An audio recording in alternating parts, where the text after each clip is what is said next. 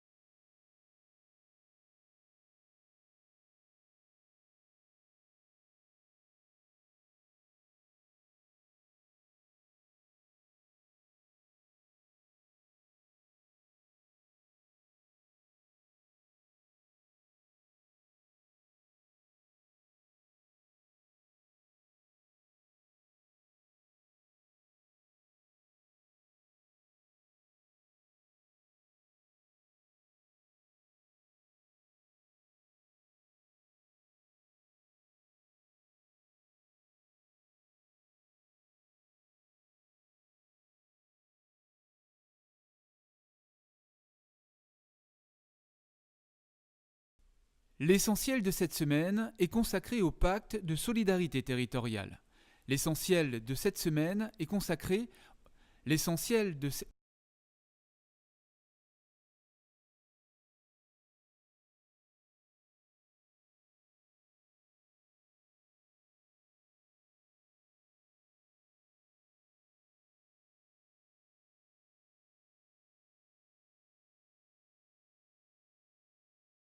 Brapanon est la 5e commune de l'île à signer le pacte de solidarité territoriale, soit 2,4 millions d'euros d'aide en investissement et 600 000 euros en budget de fonctionnement.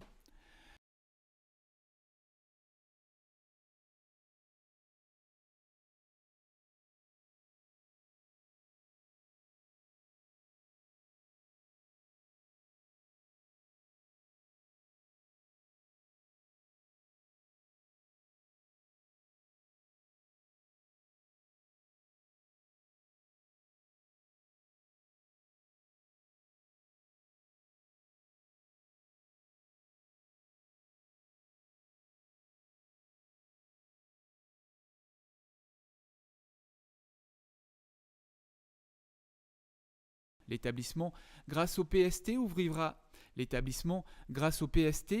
2 classes inclusives qui accueilleront une vingtaine d'enfants autistes ou avec des troubles.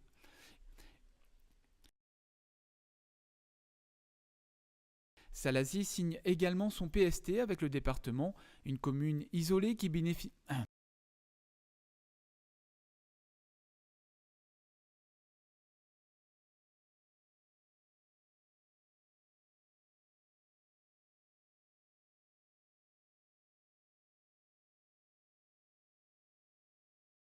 Les projets de développement, qu'ils soient en investissement sur le territoire ou en fonctionnement dans le domaine social, sont soutenus dans le cadre du PST, un dispositif que le département souhaite rapidement étendre à l'ensemble des communes de l'île.